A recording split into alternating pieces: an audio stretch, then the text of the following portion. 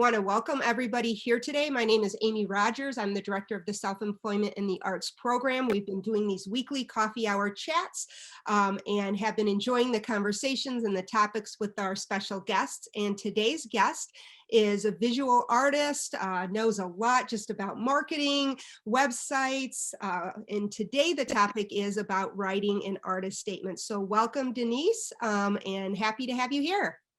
Hi, everyone. I'm happy to be here, and I'm very happy to be able to share what I know on this topic of writing the artist statement and the biography, which are very important.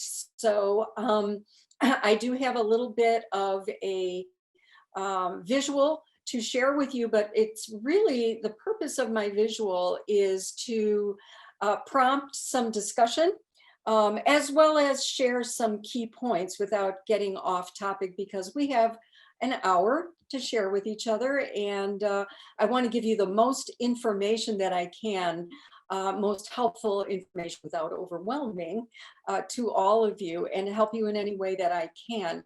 So I'm going to go ahead and share my screen. Can everybody see this slide that says writing for visual artists? Yes, it looks yes. Good. Okay, great. Okay, good. Well, and also just let me say thank you all for coming and being part of this, and those who are listening after the fact.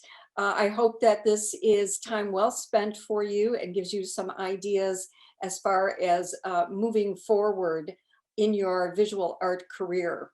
So we're going to basically talk about the artist statement and the bio. These are your cornerstone pieces of writing for your art practice. And so one of the things I want to dispel is the myth that artists don't need to write, if anyone holds that myth out there. I think at some point or other, we all as visual artists think, well, I don't have to write anything, right? There is no need to explain my art.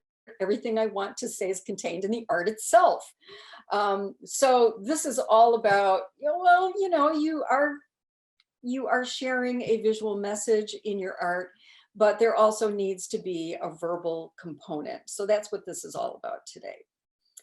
So why is writing important for artists? You're going to use it in so many ways. For example, it is the way that you communicate who you are as an artist with your audience, with clarity, insight, and intelligence, but without the pomposity that some artists have. So you want to keep it, you want to be able to talk to regular people who may not be part of the art world, but you also want to talk to people in galleries and museums and collectors who do know something about art. So you've got to strike a balance between those two ideas. You're going to be using and you need to have these things on hand so that when you are applying for a residency, applying to a college perhaps, if you are trying to submit something for a competition, there's so many reasons, so many ways that this writing will be used. PR announcements for your shows, sometimes the gallery handles that for you, but you are asked by the gallery to supply information about yourself. So these are really very important documents to be thinking about. All right, so we're going to start with the artist statement. Do I have any questions before I go on to this segment of the presentation? Are there any questions at this point? I have just a really quick question. I'm wondering, is it necessary or is there any value in artists being on those conventional platforms like LinkedIn? I am, but of course my practice has a couple of different dimensions to it, because I'm also a mentor. But I don't see anything wrong with it. It's just another way to get your name out there, and you can belong to groups, like places like the Metropolitan Museum of Art or the Art Institute have groups on there. And you can keep abreast of what's going on with those groups. Perhaps you're an artist who is looking for some kind of permanent employment for the time being, just a job. So being on LinkedIn is a good idea. I hope that answers your question. Was there any specific aspect about LinkedIn that you questioned? No, thank you. That was it. Oh, Thank you. good. Okay. Yeah, it's just the more the merrier, the more things that you're in. Maybe you want to sell commissions. It's just another avenue for marketing your art. And again, then you need to be able to write about yourself and do it in a clear, concise, and brief way. And we'll talk a little bit more about that. Thank you for the question. So the first thing is, what is an artist statement? So we're going to, in this presentation or this discussion today, we're going to understand the difference between what constitutes an artist statement and what constitutes your bio. So an artist statement is a concise arrangement of words that acts as a bridge to connect an artist with the public. So have you heard about those corporate elevator speeches? Well, this is probably, I hate that term, and I'm not really a corporate kind of gal, never have been. Always was self-employed in my own practice one way or the other for most of my career. But that's kind of what this is. And it brings clarity. Even the process, the act of writing these things brings clarity to your direction. That doesn't mean at some point in your career, you might have to rewrite your artist statement and especially your biography, but it gives you clarity on where you are now. So it's a bridge between you and the public, so that when you are asked, what is your art about? You don't ramble. You just, which I have a tendency to do. Well, no, I don't think so. I think I'm pretty clear. But, we have that tendency because we're very excited about our art and we want people to know about it. So this helps you gain clarity and cohesiveness and consistency in your presentation, whether it's verbally in person or verbally written. So and my second little line there, the process of writing the statement helps the artist gain personal insight. I have found that to be true. It just sort of centers you. It gets you to really think seriously about what it is you're doing. And, in the process of writing, it's like, oh, that doesn't feel right. Or, oh, maybe I'll tweak it a little bit more to say this. So you learn a lot about yourself in the process. And there aren't enough words to support know thyself, which was Socrates, I think, said that, know thyself. Very important aspect about being an artist is that dimension of knowing who we are as artists. And this will help you put it in writing. Do you have any questions thus far? Okay. All right, we'll move on. So how, these are the important requirements, let's say, or specifications for the artist's statement. Should be brief, 150 to 200 words. Now, any of you who have submitted things to competitions may be aware that everybody kind of does it a little differently. Nowadays, there are competition sites that have been coming up, like Cafe and Artwork Archive. No, I think I'm wrong. I think I misspoke. But definitely Cafe. And then there's another one called Submission something that manages a lot of different competitions. And so it's kind of like a resume site where once you've posted something there, then you can pull it down and use it for the competitions. But usually different competitions might have different requirements. So they only want a 50-word artist statement, or they want a bio that is a certain length and yours is more or yours is less. So you may need to rewrite it depending on the requirements of the competition itself, what they are looking for. So again, it should give the reader a concise idea of what your work is about. how it's made, and what inspires you. So you can start with those three things when you sit down to figure this out. And I have one technique to use that we're going to be talking about in a little bit. But that's basically it. 150 to 200 words, concise, brief, talks about your work. It's not a bio, so you don't want to say, oh, I was born here and I studied there, unless there is something about that that is integrally tied to your artwork.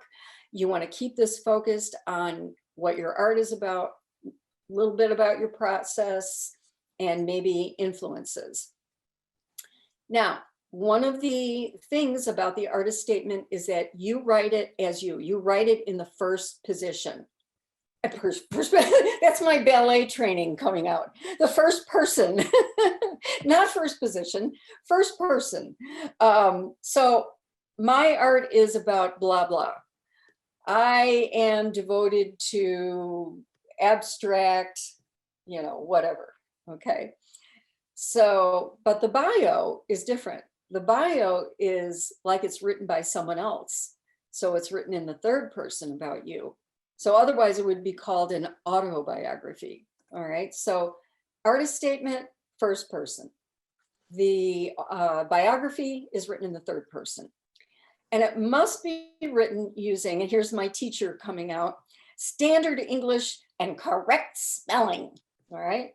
So, yeah, so if you have trouble with those kinds of things, spelling or grammar, I would find a friend who's really good at that and put it under their nose after you write a draft and see what they say. Or there are programs out there like Grammarly, which you could do for free. I mean, at a higher level, they charge more, but the free version covers enough if you're pretty confident in your writing. I'm very confident in my writing, and I'm surprised sometimes when Grammarly says, I don't think so, and I'll think, that's what the nuns said in 5th grade.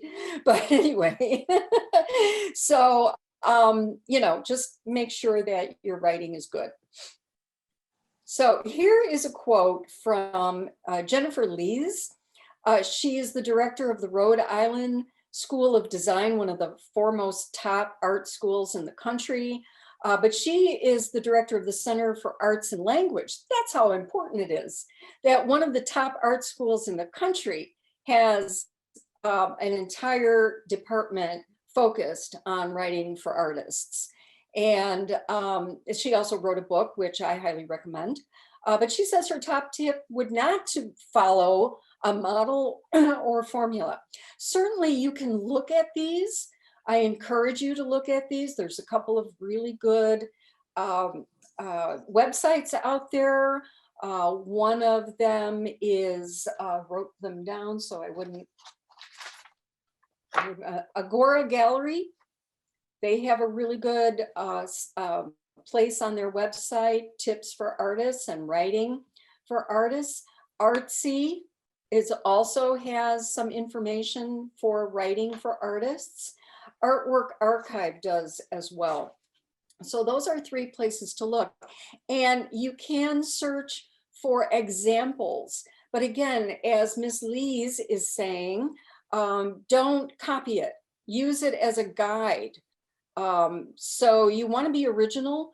And you just don't want to follow something. You don't want it to wind up sounding formulaic. So maybe you use the formula, but there has to be a way to make it compelling and make you stand out as an artist. So, and she's also recommending that you brainstorm instead of just, follow this pattern. Now, I'm going to show you a method of brainstorming. Maybe some of you are familiar with it, maybe not, but it is something that I've used myself. And during my teaching career, I used a lot with my students for different types of assignments. So let's take a look at this. It's called the mind mapping technique. And, we're artists, we're visual. So this may be a really fruitful way for you to start working on this because, a blank page There was some writer who said that he stares at the blank page until the blood and sweat from his forehead falls to the page. So it's really hard to write. Writing is hard. But a mind map is a visual tool. It's visual and verbal. It's a method for brainstorming that is visual and verbal. It's a way to organize our thoughts. So, one way, you get a really big piece of paper and you put you in the middle or something else, maybe your artwork or anything, a big heart or a symbol that you use a lot in your artwork. Something is the central focus from which everything else radiates. This is Leonardo da Vinci in the middle, and then we have some radiating ideas. So some of them are words and some of them are pictures. You can also use index cards to write down ideas and then, organize them in some way, or Post-it notes on your wall that have different ideas, whatever works for you. But I'm introducing this mind mapping technique as a possible way. So here are some prompts that you could ask yourself when sitting down to write the artist statement. What is my art about? That might be the most difficult question. Is there a memory that aligns with my art? Not to get too far into biographical information, but there might be something that really in your past that has triggered your art, and that would be appropriate. What are my influences? What artists did you look to? Maybe there is a decorative type of art that you are inspired by. What drives my art? What is my process? What are the formal qualities of my art? So each one of these questions or others, you don't have to use all of them, whatever seems appropriate, these all become radiating areas of your mind map. So that will get everything that's in here bottled up out in a visual form for you. Do I have any questions on the mind map or anything else that has come before? Okay, all right. So what is my art about? Is there a memory? What are my influences? What drives my art? What is my process? So all of those things will take the blank part of your mind that when you're, deer in the headlights, what do I say in my artist statement? This will help get the flow going. All right, so based on the information that you gather from your mind map or your Post-it notes or your index cards, then you're ready to sit down and write a draft using the first person. And don't worry about word count at this point. Just write it all out. You can edit it later. All right. So write that first draft, get all your ideas down, go back and edit it, and then share it with a trusted friend who writes well, and once revised, share it with an artist, somebody that you trust or admire, or a mentor who knows about these things. Okay. So that would be my advice on how to get started on the artist statement. I have these paintings here. Oh gosh, I gave him credit at the very beginning. I always like to credit people. Mel Blockner, he did a whole series on blah, blah, blah. I like that. All right, artist bio. What is an artist bio? All right, so it's different than the artist statement. Your artist statement is the introduction to your art. The bio is an introduction to you. So it provides the reader with a story about who you are as an artist, and it also gives some professional credentials if you have degrees in art, or if you have degrees even in something else, then you can include that there. If you are self-taught, you can state that you're self-taught. That's something that can be done in the art world. And it should be, it has to have more information than a resume, or at least be more personable and warm than a resume. So a way to get people to really know you as a person, whereas a resume is a collection of accomplishments and degrees and that sort of thing. So this is going to tell a story. This is more of a narrative than a resume could ever be. Okay. So what does an artist bio do? So it gives a glimpse to your personality. For example, if you graduated with a different type of degree, maybe your bio could talk about how that experience made you the artist that you are. It can, so the bio can and should be adjusted depending on your audience and objectives. Like if my audience, I'm doing something as a fine artist, but my audience may be made up of, I don't know, art historians. I also have a degree in art history, so I could, say a little bit more about that as part of what my influence is. And maybe that wouldn't be as much of interest to a different audience. So keep in mind that the biography can change over time, and especially as you gain more experience, more shows that you're in, more honors that you've won, that sort of thing. It has to keep a running progress with how life changes and how your career progresses. Now, here is again the difference. This is written in the third person. Let's say Anna Maria is this type of artist. She is interested in focusing on blah, blah. See, I've used that term blah, blah quite a bit. I'm glad I chose that image for my theme. So somebody else is writing about you, even if you're doing the writing yourself. Okay, that's third person. Okay, and of course, standard English and correct spelling. So I would recommend that you begin your bio with a compelling story, quote, or background information. This is legitimate writing guideline for any kind of writing. I used to tell this to my art history students, to begin with something that compels the reader to read more. And so there's nothing more boring in an art history paper than Edgar Degas was born on this date in this city in France. I would always send that, I would make them write the first paragraph first before they ever handed in the paper. And I would say, yeah, start with something a little more compelling, because you don't want to lose the reader in boredom.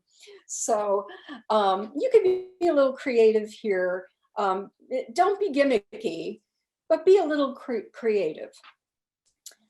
You can include, obviously, and in a paper about any artist, I would want to know some background information, maybe like where they were born or when they were born. So you can include that, but not right off the bat. Okay, includes where you were born, where your studio is, your medium, and your educational background. It can also discuss your exhibitions, your awards, but be selective because, again, there should be a limit on the bio, and that's on the next slide, which is 1 to 2 paragraphs.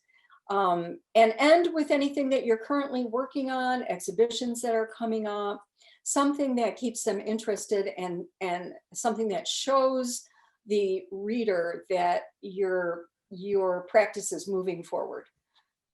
Any questions about that information? Artist bio, they're fun to write.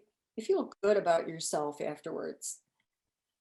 All right, so write multiple drafts on this as well. Same basic advice that I gave on the artist statement, to have it looked at by someone who knows what they're doing, a trusted friend who won't make fun of you, who will make you feel safe and encouraged instead of mocked. So, and again, when you're writing the first draft, be aware of being concise, but don't worry about it. You can always edit it down. Show it to a trusted friend who knows how to write and who knows you. And then after you make revisions based on what that friend says, show it to an artist or a mentor.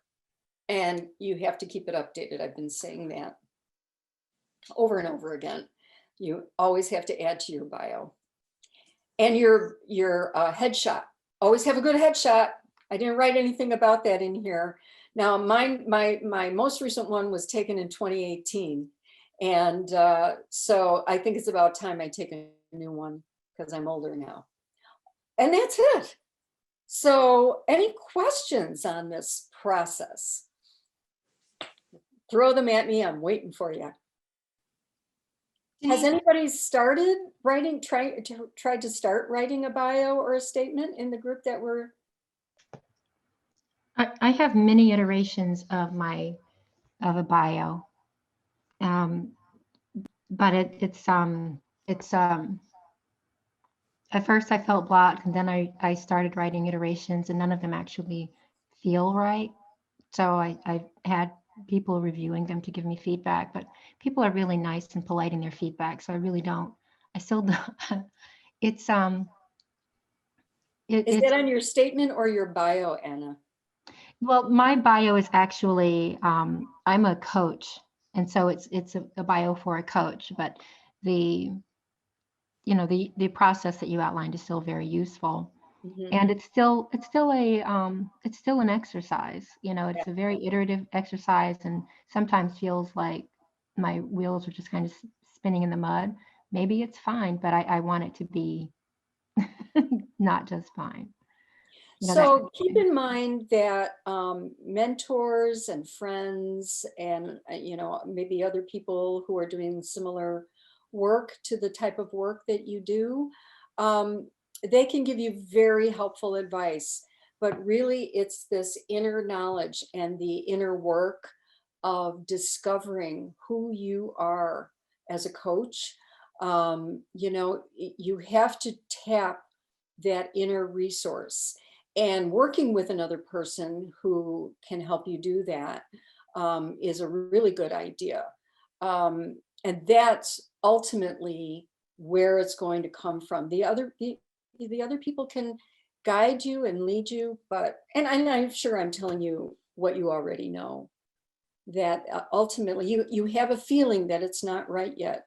And it sounds like you're honoring that feeling and go deeper.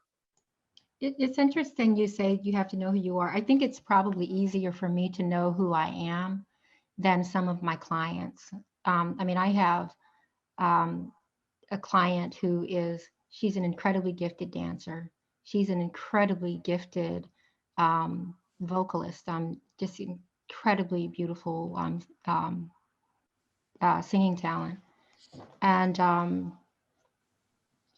it's and she's an actress, and it's really hard for her to say who she is. Mm, So it's easier for me to accept that statement than it is for some of the people I coach mhm. to bottle themselves um, and really label themselves. What you're touching on here is so important because when this idea of branding as an artist came out 20, 30 years ago, it always didn't sit well with me.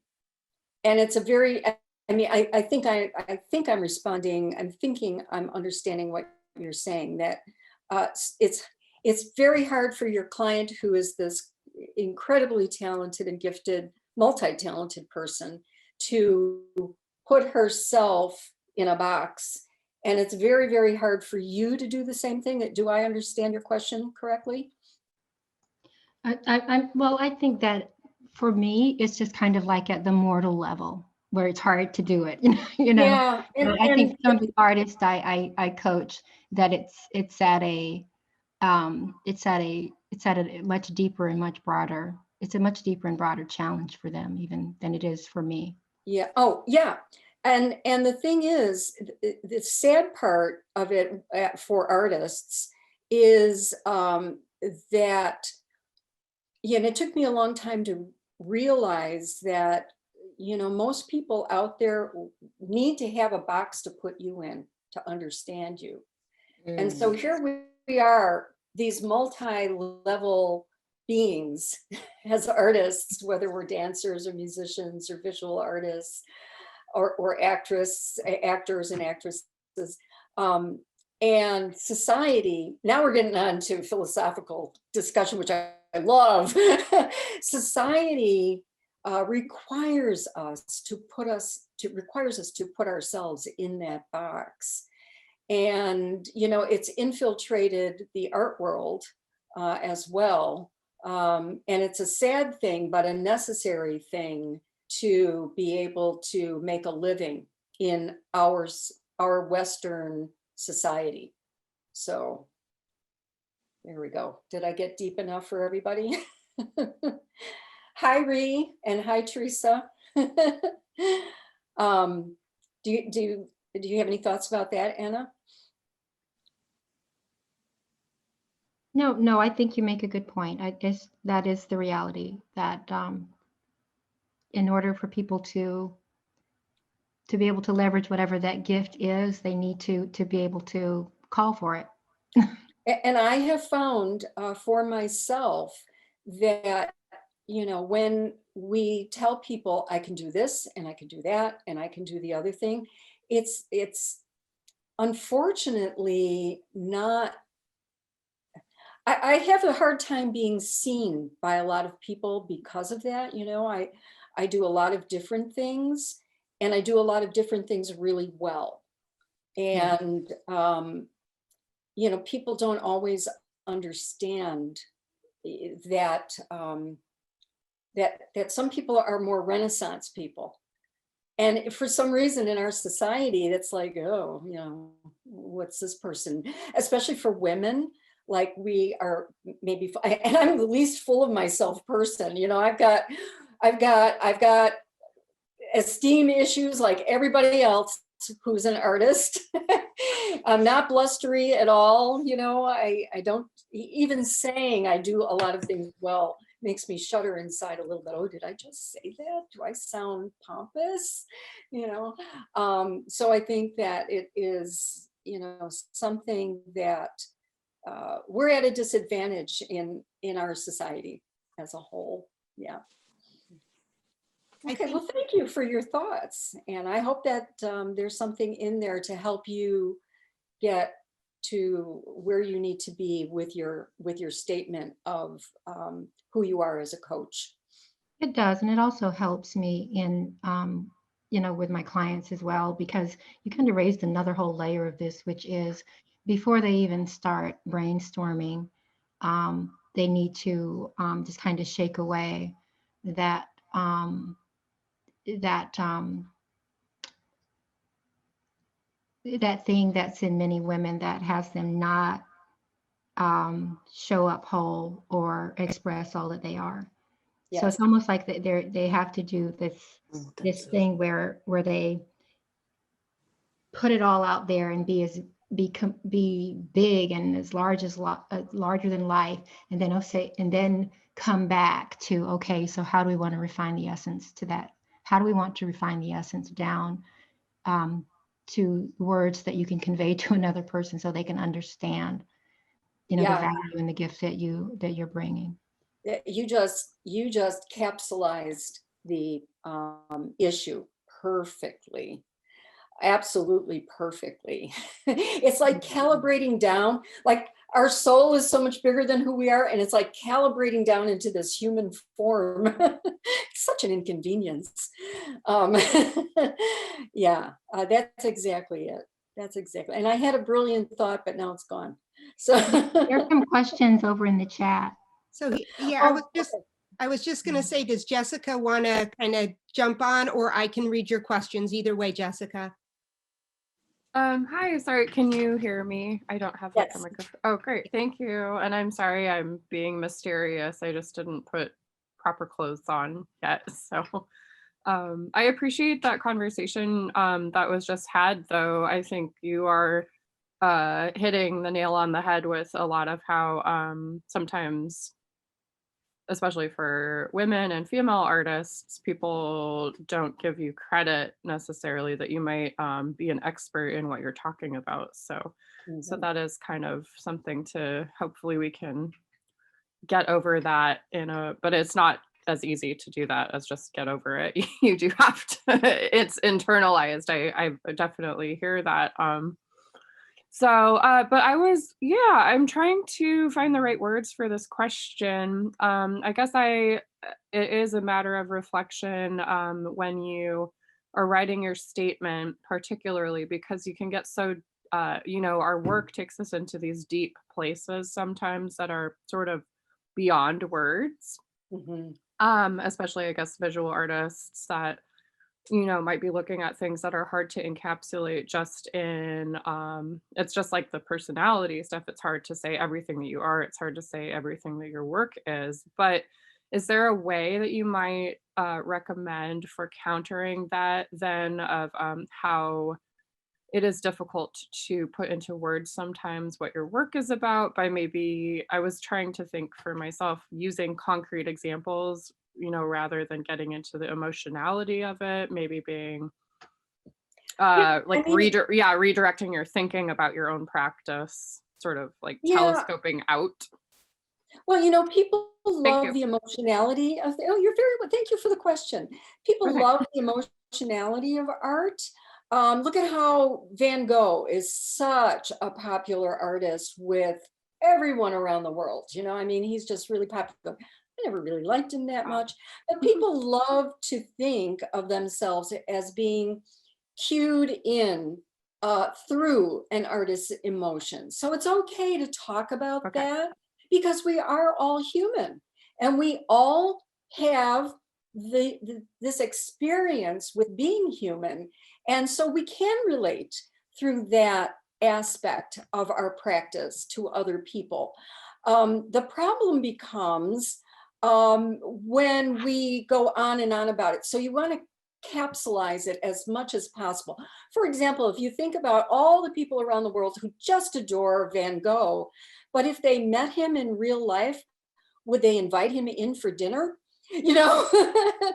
So we have to, sad to say, but we have to gift wrap it in a way and lovingly and with compassion for people who are not artists and do not live and think and modus operandi the way we do.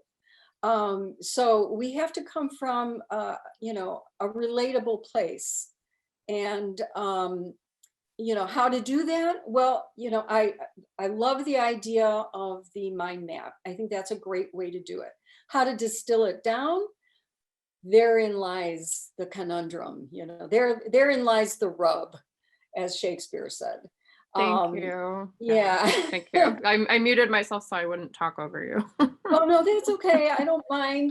Do you have a response or an additional question or thought about that? Um, I like the mind map technique. I think that it is really helpful to uncover words, particularly that you might not think of off the top of your head. So I'm really glad that you mentioned that. And I do wonder about whether it's just in revision also, like if you do have a statement in your artist statement that's too verbose or spacey or it just doesn't really hit right. Like I think it was Anna Maria was saying it didn't feel right what she has written so far. That is a good tool to listen to when you don't particularly feel like your artist statement hits on the head yet. Yeah, But yeah. when it's not entirely there. And it may be, honestly, Jessica and Anna Maria, it may be that we never quite feel okay with it because we are multidimensional beings. So just be aware of that. Get it as close as you possibly can and listen to your inner voice. But there may be an aspect that always keeps us from feeling that it's perfectly right. So get comfortable with that.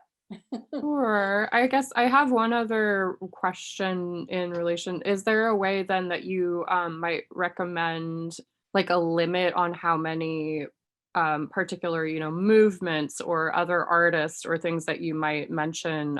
You had it laid out pretty well, but as far as trying to give examples so that you can connect with the reader instead of just explaining, from your own perspective, are there too many of those, where it would just muddy the purpose of what you're trying to say as well? Yes, you answered your own question. Yes. Okay.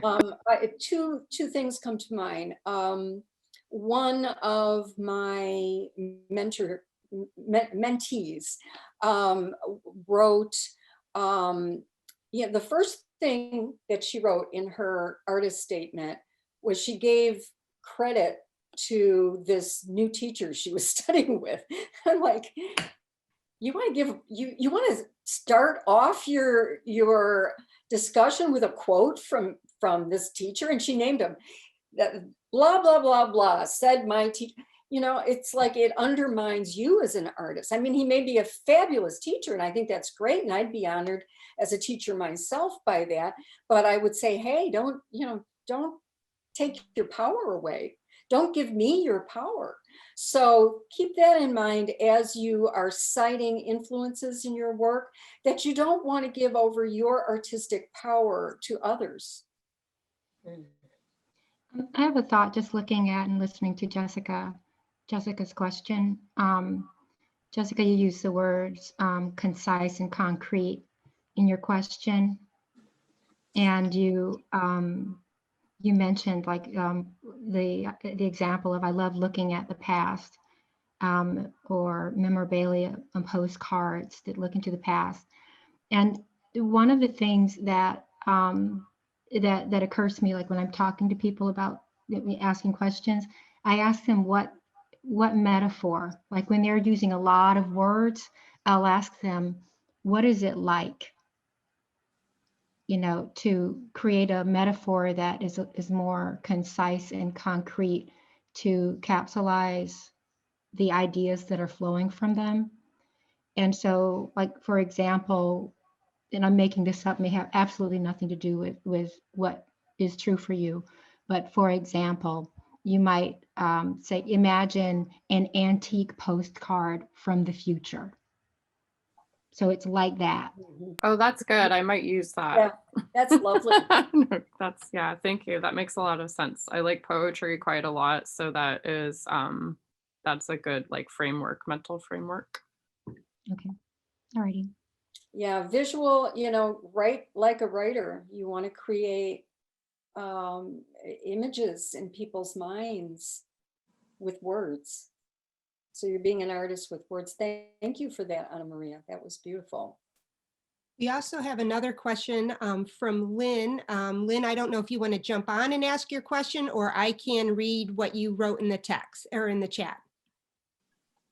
All right. So you said that art shouldn't just speak for itself, but is there such a thing where your explanation of the art may seem way too deep for the art presented or not really correlating? All right, so let me take this apart. I didn't mean to communicate that your art shouldn't say everything. What I meant to communicate was that while your art has your message contained within it visually, it also must be expressed verbally. So I just want to clarify that. And Amy, could you read the second part of that again now so I can focus on that? But is there such a thing where your explanation of the art may seem way too deep for the art presented or not really correlating? Well, yeah, I mean, that's one of the problems of artists writing their artist statements. It doesn't match up. It doesn't fit the art. And so that does happen. And I think that might come out of an artist just not doing enough personal work on themselves with regard to their intention. And so a mentor, a teacher, an art, someone who is schooled in the visual arts can help you with that. When I was in my graphic design business, I engaged a graphic design guru who I met at a graphic design conference in Florida. And, I was putting together a portfolio of my work. And even with such a more corporate kind of endeavor, he pointed out, that's not what this piece does, you know? So sometimes another set of eyes can help us firm. It's not that we're wrong about our art. It's just that it may not be that clear to other people. Or maybe we have not grown enough in our practice to have our intention match the outcome. So yeah, I mean, it gets very complicated if you look at, so I would, well, here's my brilliant thought that I lost before. I mean, it's all about authenticity. As an artist and a human being, it's all about being authentic. And it is a process of being in alignment with this authenticity, with our art. So yeah, those kinds of things can happen, and it's okay. It's okay. You have to start somewhere, but we're all on this path now, and our work is to become as authentic as we possibly can as artists and human beings. I hope that answers the question, and it's a really important concern, very much so. Are there other questions? I was going to kind of add to that, but if there's other questions from the group here, feel free to either in the chat or kind of wave and join us with that. All right. I guess what I was going to follow up and ask on that is, so with the artist statement, kind of going off of that too deep kind of comment with it. And I'm going to say I'm not a visual artist. I've read, lots of statements when we do the juried art show, and I see them come through. What's the value, and then how much do you take into consideration? So if you were to share, if you're a visual artist and you've got this really great artist statement from your viewpoint, and then you share it with somebody like me and say, what does that say to you? Or what does that say about my art? And then I translate and I tell you what I think you're trying to say in your artist statement, and I'm off. I'm not in that same space as you are in that understanding. And again, I'm not a visual artist. My sister's an amazingly talented one. She got all that skill set. So that's not me.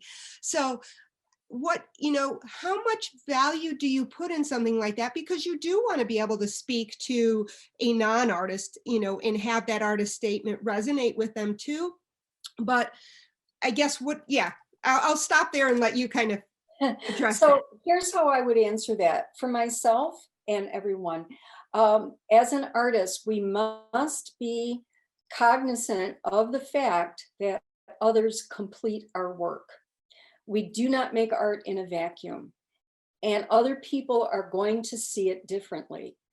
When I taught art history and art appreciation, one of the fun things about studying art is being able to draw from your history and your background and your biases, and bring that to the art. And that should be, I don't like that word should, that is a place where artists can really connect with the audience. So I think of that as information for me, because not everyone is going to respond the way the artist intended. And I just think that is great information and helpful information. And it doesn't mean that changes my artist statement.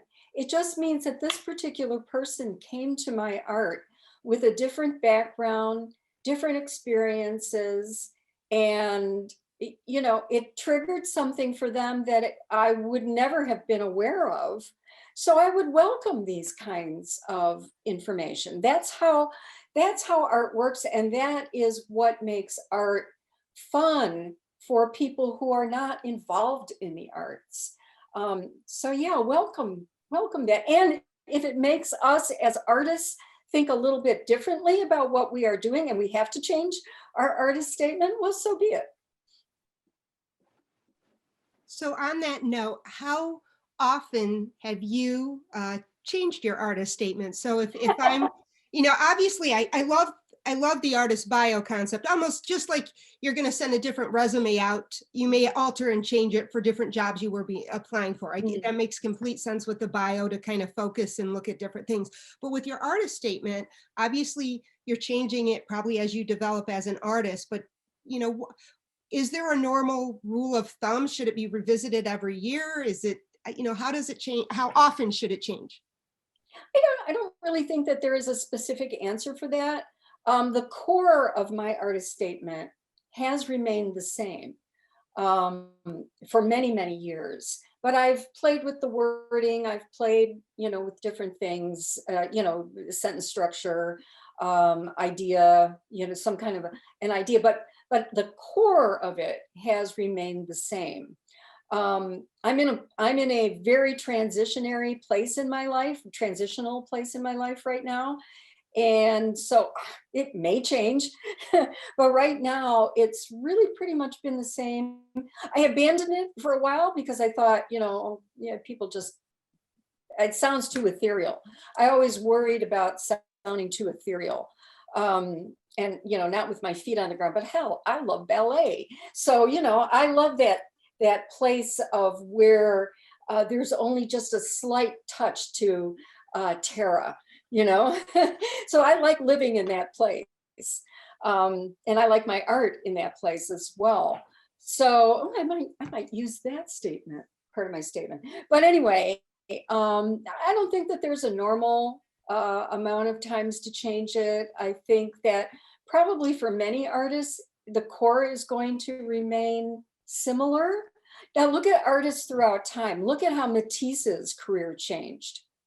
He went from being a Fauvist painter, and then he did cutouts and didn't paint anymore at all because of his physical problems. And, he just worked with cut paper in the late part of his life, and he revolutionized art because of it. Did he worry about his artist statement? I don't know. But he did want to communicate, especially to younger artists, that while his art looked simple, that it wasn't. So, maybe that was part of his message. So yeah, artists in the past, unless they had manifestos, they didn't really worry about artist statements like we have to in the 21st century. So, but it's a good way to keep focused. That, it's not a earth-shattering thing. It's a way to keep focused. That's it. I do want to just say thank you to Denise and everyone who joined us today. Wonderful conversation, and love just the interaction between everybody. So, and great information, Denise, very, very helpful. Oh, I was thrilled to do it. Thank you everyone for your time and attention. I hope it was helpful for all of you.